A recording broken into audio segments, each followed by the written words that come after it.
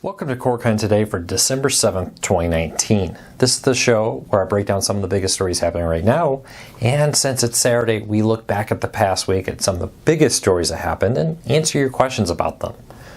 Now, if you want to learn more about these stories, check out the show notes down below. I'll put a link to each story there so you can read about them for yourself and come up with your own opinions. We'd love to hear from you. If you're new here, do me a favor, hit that subscribe button, hit that thumbs up. We're here to help you break free from the high cost of cable TV. And subscribing and hitting that thumbs up helps us a lot because it lets YouTube know you enjoy what we do here. Well, let's get into it because a lot has happened this week. So let's dive right into some of the biggest stories in the past week, answer your questions. Start off with Comcast and Spectrum are raising their prices. Spectrum has already raised the price about a month ago. You saw a price hike if you were a Spectrum customer for TV. And now Comcast has announced on the 18th of this month, Comcast will also be raising the price of Comcast TV and internet services. Now there's a lot here happening, but the very important thing here is a lot of the price hikes on Comcast are fees. Broadcast TV is going up to almost $15 a month, a huge jump there, and they're eliminating, according to sources, for new customers. Comcast employees have told us that the free DVR that you often see, right? First device free, that box or DVR will be free, no monthly rental. That's going away. You're going to have to start paying a $5, what they're calling outlet fee, for your primary box.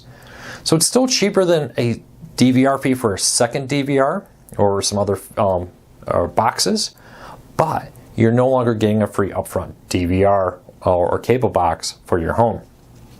So keep that in mind. It's kind of interesting, even with the $1 or $3 price hike, depending on which internet service you have, you are still saving more this year than last year. But you don't really see a lot of talk about that in major news. You definitely saw a lot of talk of it related when Comcast or when a internet service goes up. Oh, cord cutting is so expensive, you might as well go back to cable. But even with, for example, the Hulu $10 price hike, you will still be saving more this year once this price hike goes into effect than you did the year before, because Comcast's overall bundle prices are going up over $10 in many areas. When you count in the things like the fee for broadcast TV and now this new outlet fee. Now that's always the catch. Now a lot of people will say, Luke, well, what about all the Comcast customers on price locks where they're guaranteed no price hikes on their plans? That's the reason Comcast is doing most of this on their fees, because those price locks are typically locked in for your base package. So you get the base TV package, then you have your fees, and then you got taxes. Well, these price locks on different services typically do not include price locks on fees. So your contract will be like, yeah, we're honoring it. You're still paying the same base price, but the fees here are what changed, not covered under the price lock for many plans. So keep that in mind. When you hear a lot of this talk of, oh, you might as well go back to cable TV because it's cheaper, cord cutting is not the only thing getting expensive. And in fairness to cord cutting services and Comcast and Spectrum, a lot of this comes from the content owners, right? We've seen a lot of blackouts. We've seen content owners push for big pay raises for their content. Well, I'm a business, not a charity. In fairness to these services like Hulu's Live TV, Sling, YouTube TV, Comcast, and Spectrum, it's like, hey, when our costs go up, at some point we have to pass that along to the end consumer. So keep that in mind. So a little bit of fairness there, but for this idea that you might as well get cable because it's cheaper, the numbers just don't work out. Check out the show notes down below. Look at that post. I break them out there. You let me know how much did you save when you cut the cord. All right, one of the other most popular questions I get right now is, when will PBS be coming to YouTube TV? I get this all the time. YouTube TV, PBS, when is it happening? When is it happening? Right now it hasn't happened, but the best I can tell you right now is PBS has said that because of their contract, they can no longer talk about this. We had an issue where a bunch of local PBS affiliates were given information. Then they came back and said, oh, it's been delayed a few weeks, but it will still be coming at the end of this year. Now PBS will all say is, hey, we'll be live on YouTube TV with PBS and YouTube, or PBS Kids on YouTube TV by the end of 2019 in some, maybe not all markets. Unfortunately, PBS has not, and YouTube has not given an exact date. Now, we're watching this very closely. If you know if PBS ever goes live on YouTube TV, do me a favor, go to corecarsnews.com, hit the contact us, send us as much details as possible when you send a tip in, but those are huge helps. But I can say, PBS at least is still saying by the end of 2019 that YouTube TV will add PBS Kids and PBS. So keep a close eye on that. Speaking of YouTube TV, one of the stories that got the most attention is a survey that went out from YouTube TV this week asking about different packages. So they inquired to the readers, like, what would you think if we had a smaller package in the $5 to $15 range?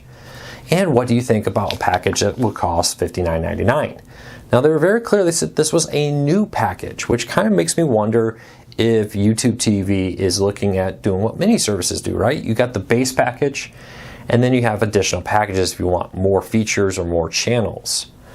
Now, with this, they were asking a lot about features. Like, hey, if we would add the ability to download your DVR programs or your on-demand content for offline viewing, what about streaming in the background? Would that be something you're willing to pay for, and more?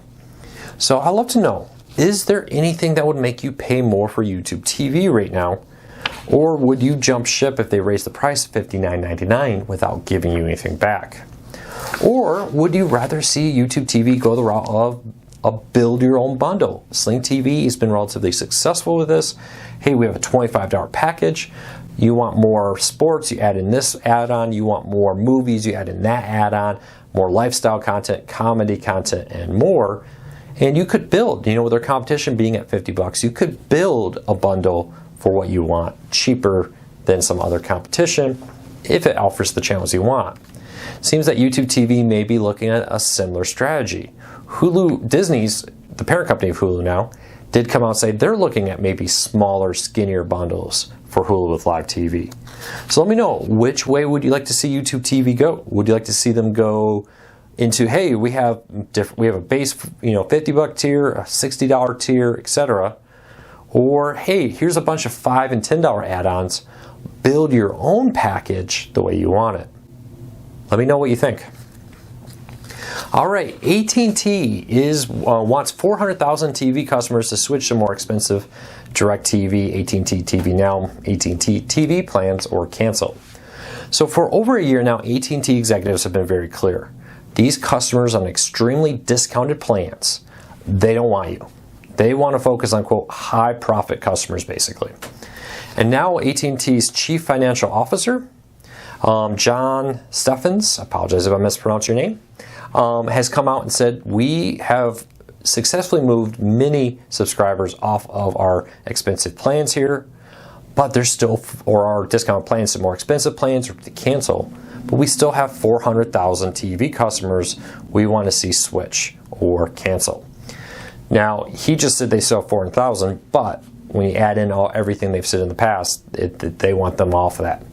Many people have been asking why. Why, Luke, would AT&T want these customers either gone or on more expensive packages? Because the profit margins are very smaller. In their mind, even if we lose 60% of them, let's say, if we can keep 40% of them, move them to more expensive packages, we'll make more money in the long run. So I'd love to know what you think. Is this a mistake by AT&T? Now, AT&T's kind of said, hey, we're not going to be focusing on that low end of live TV. You want a discount plan, you're going to get an on-demand service like HBO Max, which is coming out later. So you let me know what you think about this, and I'd love to hear from you. All right, next story up of the day. Netflix is ending, or has now, because this story was written in the past, has now ended support for older Roku players, Vizio TVs, and Samsung TVs. If you woke up this week, found your Netflix not working on a very old TV or Roku, we're talking like 8-year-old Rokus, this is why. It seems to be something to do with DRM. The older Rokus don't support the new standard of DRM Netflix is using. That seems to be the main cause here. Now, it is important to remember, these are older ones. If you have a Roku or a Vizio or a Samsung TV and you're watching Netflix right now, you're good. Nothing to worry about. The date's passed for this. If your TV or Roku stops supporting Netflix, at this point you're going to have to go and get a new Roku, Fire TV, Apple TV, etc. Good news is there's still many good deals out there leading up to Christmas, so go ahead and upgrade to those. And in the post down below, we include a few options for that. But if you're one of the people affected by this, the reason being seems to be DRM. First generation Rokus don't seem to support the newer form of DRM, which are Rokus built from 2011 and older. So if you bought a Roku in 2012, 13, 14, etc., you should be good here. So keep that in mind. T-Mobile has a new on-demand free streaming service supported by ads called T-Mobile Play. It is a streaming service for T-Mobile customers, available in the Google Play Store, but limited on devices support. Many people have said they've been unable to install it. It seems to be really targeting T-Mobile customers. Very much in the Crackle or Tubi-esque method. A lot of movies, television shows, and some linear channels in there like Pluto TV or Zumo. So keep that in mind. And so if you have tested it out, leave us a comment. I haven't really talked to anybody who's played around with it a lot. My devices aren't compatible. I'm not a T-Mobile customer. So you leave me a comment, let me know what you think of T-Mobile Play. And lastly, 40% cord cutters or only 40% of cord cutters, I should say, new cord cutters are subscribing to live TV streaming services. My question to you is, what are you part of that 40%? Are you a live TV streaming customer, or did you go on demand only? If you went on demand only, why? I would really love to hear from you. That's my question today. Are you somebody who has to have a live TV service like PlayStation Vue, YouTube TV, etc.? Or are on-demand services like Netflix, Hulu On Demand, or Amazon perfectly fine for you? I definitely see a trend that on-demand is where most people go versus live TV. So leave me a comment, let me know. Well, that's it for today. I hope you all have a fantastic weekend. Please, please be safe out there. It is going to be a little bit cooler across the country, so be safe. Enjoy your December weather. Hope everybody's in the holiday spirits. We'll be back on Monday with more cord cutting news, tips, tricks, and reviews. Take care, everybody. I really appreciate your support. I will see you on Monday.